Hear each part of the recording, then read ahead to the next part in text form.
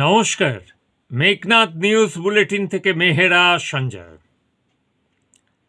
আর ঘন্টার মহারণ, মানে সেই অষ্টমী নবমী যেরকম আমরা ক্ষণ গুনতাম এই দুর্গা পূজার, কখন তোপ ডাকবে, সেরকম আর কয়েকটা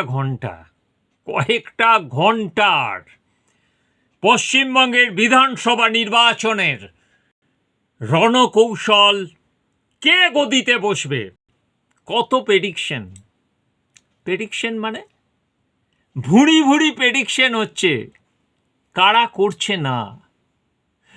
এর মধ্যে একটা কথা বলে রাখছি যেটা খুব ভাইটাল, যেটা হচ্ছে যে এই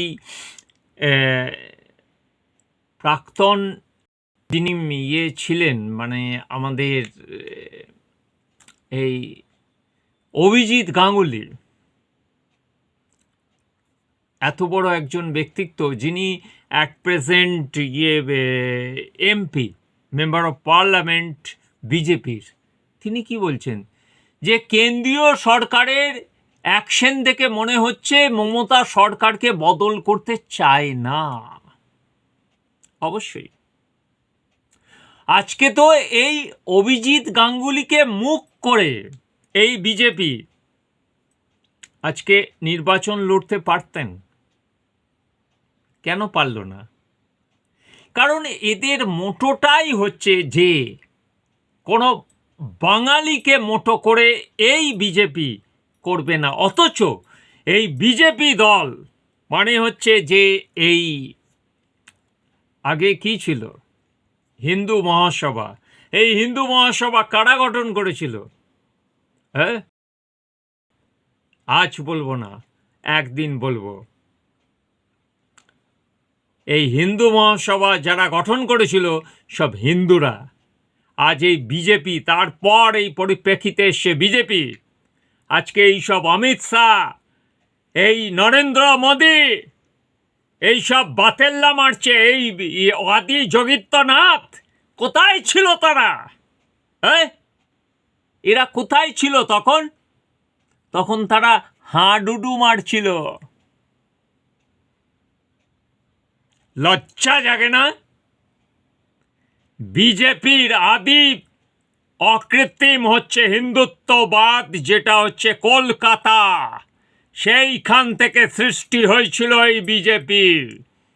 তারা ভুলে গেছে, আজও ভুলে যাবে, কিন্তু সেই কলকাতা বা তারা দখল করতে পারছে না অ্যাট প্রেজেন্ট। এটা বাস্তব সত্য। কারণ তাদের কোনো মুখ নেই, তাদের মুখোশ আছে, কিন্তু জ্যোতিষ বলল এই জিনিস, এ বলল এই জিনিস, এরা এই করে দিল, এই পার্সেন্টেজ পাবেন, এই হলো, আলটিমেট তাই হবে? বাস্তব কথা কিন্তু তা বলে না। আর কয়েক ঘন্টার মধ্যেই তো সব ফলাফল হয়ে যাবে। বাস্তব এটাই, তাদের ঔদ্ধত্য, আত্ম অহংকার, তারা নিজেদের জাত চেনাতেই পারল না। তাদের কোনো মুখ্যমন্ত্রী বাঙালিকে প্রেজেন্ট করতে পারল না, যেটা পেরেছে তৃণমূল কংগ্রেস। তাদের মুখ আজও অবধি শীর্ণকায় অ্যাট প্রেজেন্ট। মমতা বন্দ্যোপাধ্যায়, যিনি লড়াকু নেত্রী, এখন অবধি ঘাম ছুটিয়ে দিয়েছে বিজেপির, কিচ্ছু হবে না। এখনো অবধি এই শারীরিক অসুস্থতা নিয়েও তিনি লড়াই চালিয়ে যাচ্ছেন। এটা স্যালুট। কিন্তু বাদ বাকি এই বিজেপির এই সব, মানে কি বলবো, যে কল্পনায় ভেসে থাকা যেসব তারা ভাবছেন, বাস্তবে কি তা ঘটবে? বাস্তব বড় নির্মম। আপনি মনে করুন যে কাউকে আপনি ভালোবাসেন, মনে মনে ভালোবাসলেন সেই মহিলাকে, কাল সে আপনাকে বলল তুমি বড্ড বেড়ে গিয়েছিলে, তোমার ইজ্জতে আমি কোনো কিছু প্রকাশ করিনি, আর দ্বিতীয়বার এই কথা বলুন না। সেই রকমই হচ্ছে বিজেপির ভাবনা চিন্তা। তারা বাস্তবে আর কবে আসবে, কি ঘটবে, সেটাও একটা ইতিহাস বলবে। আমি কিন্তু এখনই বলছি না যে বিজেপি হেরে গেছে, তৃণমূল ক্ষমতায় আসবে, বিজেপি নেই, কোনো কিছুই নয়। হ্যাং পার্লামেন্ট হতে পারে, কে কতটা ক্ষমতা দখল করবে সে বিষয়টা ইভিএম বলবে, মানুষ বলবে। জনতা জনার্দন আর কয়েক ঘন্টার লড়াই, স্নায়ুযুদ্ধ তাদের। সাধারণ মানুষ নিশ্চিন্তে ঘুমোচ্ছেন, কিন্তু যারা রাজনৈতিক দলে রয়েছেন বা নেতা নেত্রী বা যারা এই ভোটে দাঁড়িয়েছেন, তাদের এখন ঘন ঘন ওষুধ খেতে হচ্ছে, ডাক্তারের সঙ্গে কনসালটেন্ট করতে হচ্ছে। এগুলো বাস্তব জিনিস। এটা যে স্নায়ুযুদ্ধ চলছে, এরকম স্নায়ুযুদ্ধ কিন্তু মানে আমরা এই অ্যাট প্রেজেন্ট 2026-এ যা দেখছি, এটা একটা দুর্দান্ত স্নায়ুযুদ্ধ।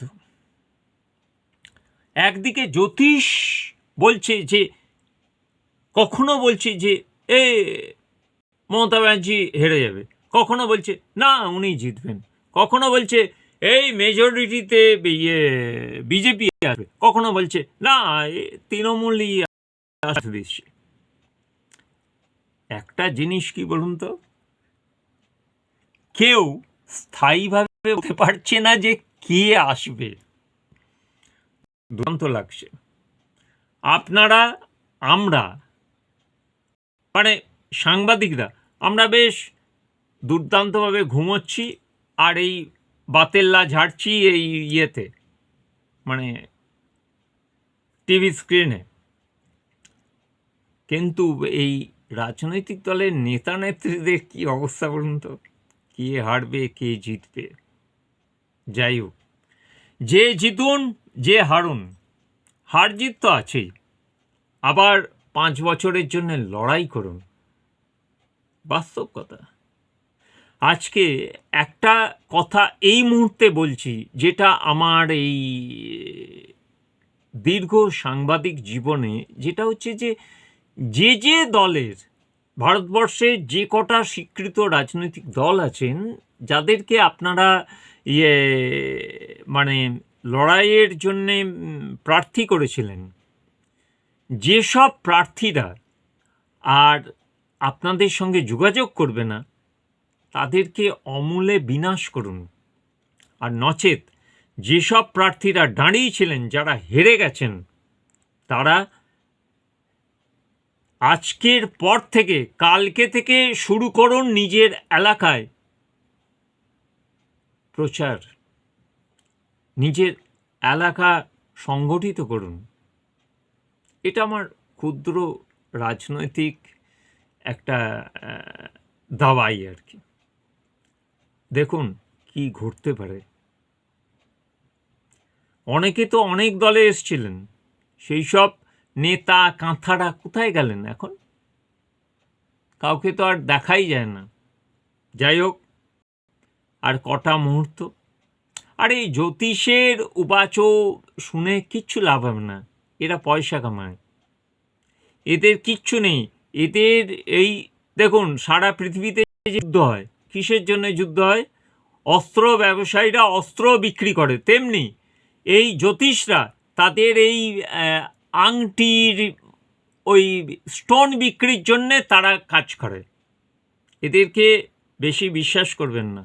অধিকাংশ জ্যোতিষী হচ্ছে ভাঁওতাবাজ, জ্যোতিষী কারা করতেন এককালে জেনে রাখুন।